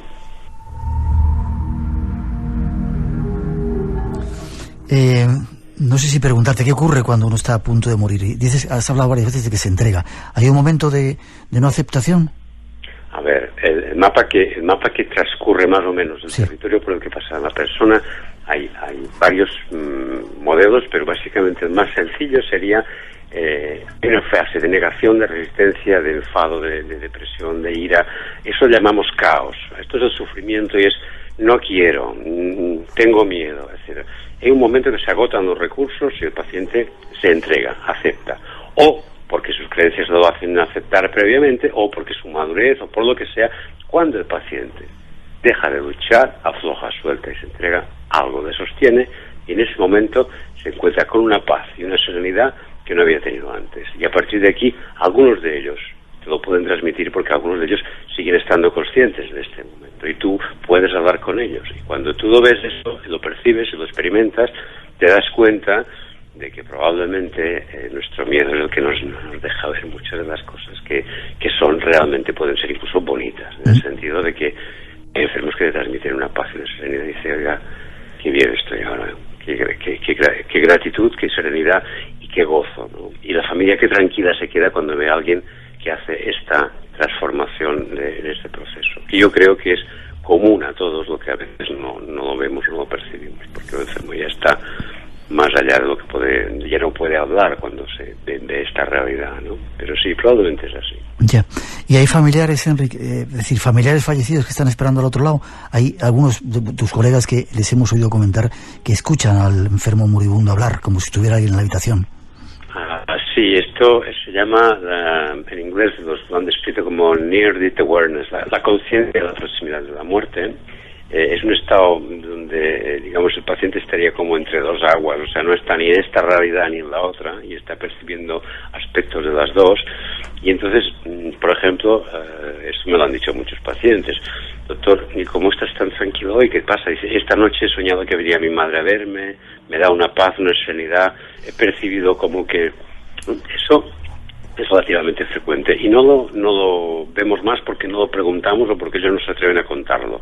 Pero muchas de estas experiencias son muy frecuentes, ¿no? Mira, yo diría una cosa, y es que nadie se muere sin saber que se está muriendo. Todo el mundo tiene una intuición, una fuente de información que nadie le puede secuestrar, que es su propia intuición, su corazonada, entonces ahí si tú te acercas y hablas con ellos, te están confirmando que ellos se dan cuenta, que lo ven, que lo perciben, y algunos te confirman eso, ¿no? De que alguien ha venido a hablar con ellos, que sabe que su madre la está esperando, etcétera, etcétera. Sí, eso es bastante frecuente. ¿Cómo es esa ayuda espiritual que dais en el SECPAL?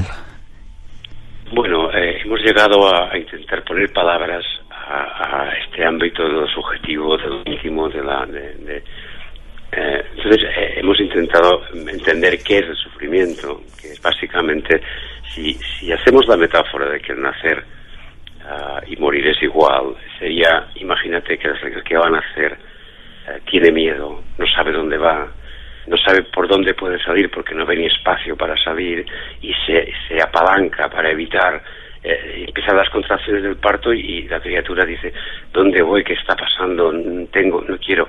Claro, esa resistencia lo único que hace es el parto un poco más difícil, más largo y más lento. Pero él va a nacer, se ponga como se ponga. Y el que va a morir, se ponga como se ponga. Lo que necesitamos decirle es, confía, afloja, suelta, respira, no tengas miedo. Que tendrás una madre, verás amigos bailando en una boda y verás cielos estrellados y oirás música. Y él te dirá, pues si yo no sé qué es esto, estás delirando, solamente conozco la oscuridad y la humedad de donde estoy.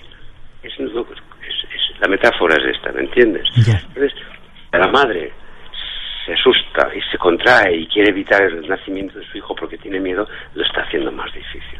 Aquí la madre es la familia. Cuando la familia afloja, suelta y da permiso al otro para irse, también facilita las cosas. Esto es muy importante. Ya. ¿Hay mucha gente interesada en esto que estáis haciendo ahora? Pero está mucha gente, perdona, muy interesada en este tipo de cosas. Sí. Notas como una conciencia nueva de gente que se preocupa. Hay un despertar enorme, porque a ver, nosotros no lo enfocamos como algo ni esotérico, ni mágico, ni religioso tampoco, cuidado. Nosotros lo enfocamos como dar respuesta profesional y humana a las necesidades de este proceso, de este periodo, que es cómo atender el sufrimiento. Y eso le puedes llamar espiritualidad como quieras, pero es básicamente atender el sufrimiento. Y entonces, profesionales interesados en mejorar su capacidad de ayudar a los enfermos, estamos todos. Entonces, unos más vocacionales que otros, pero ahora mismo el primer taller que te has comentado, que fuimos 33 profesionales, de los cuales había 25 que eran participantes y 8 facilitadores, pues ha habido una lista de espera de otros tantos que no han podido entrar pero hay gente muy, muy interesada, sí. Está viniendo todo un nuevo nivel de conciencia donde estas cosas van a ser cada vez más frecuentes y menos raras, ¿no? Más normales. Algo que nos alegra. Por último, ¿quién tiene más miedo, aquel que cree o el que no cree? Yo creo que la creencia en sí solamente no es tan consistente como la experiencia. Yo diría que el que ha experimentado que la vida le sostiene, el que ha vivido y ha sufrido y ha aceptado y se ha encontrado apoyado, el que se ha enamorado y ha querido, el que ha vivido con profundidad y tiene experiencia, ha adquirido una madurez y eso le puede ayudar más. La creencia en sí a veces es una ayuda, a veces puede ser un estorbo, depende de qué tipo de creencia sea, ¿no? Enric, ¿tú tienes miedo a la muerte? No, tengo curiosidad, pero no tengo prisa. Ya no lo contarás. Gracias. Enric Benito, un placer que hayas estado con nosotros, oncólogo. Si hay alguien que quiera ponerse en contacto con vosotros, ¿dónde os puede llamar o página web que pueda consultar? Bien, en la www.secpal, las iniciales de Sociedad Española de Cuidados Paliativos, secpal con c.org. Y darte las gracias por ese trabajo, por esa madurez que tienes y esa forma que tienes de ver la muerte. Decís, cuando la muerte se acepta, se puede llegar a ella con tranquilidad, incluso con gozo, algo que nos enseña a los que trabajamos con cuidados paliativos y algo también que tranquiliza a los familiares. Gracias por el trabajo, como te digo. Muchas gracias por vuestro interés. Ha sido un placer que hayas estado con nosotros. Te veo pronto.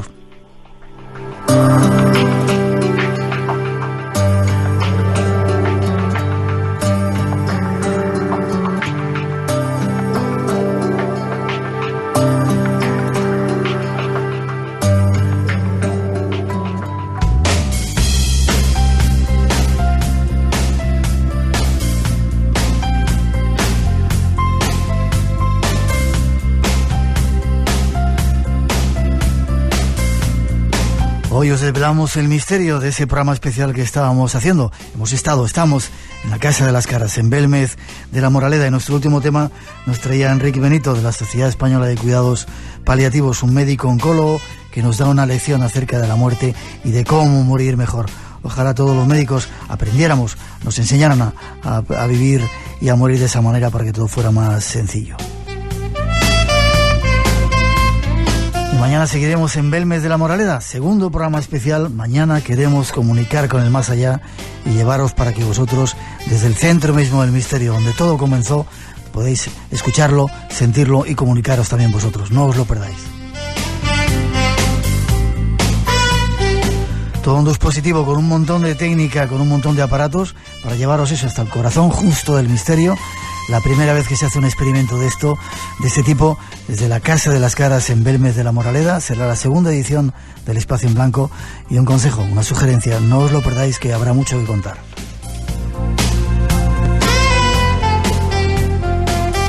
Por el momento os dejamos disfrutar del fin de semana, de este invierno que ya está llegando, y no olvidéis nuestra cita a las 2, la 1 en las Islas Canarias, aquí en Radio Nacional de España.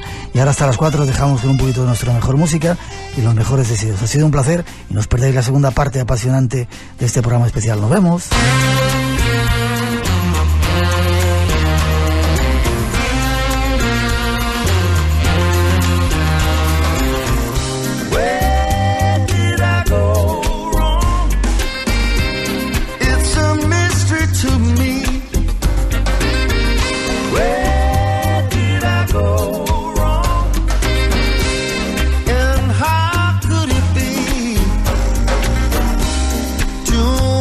Information coming from everywhere.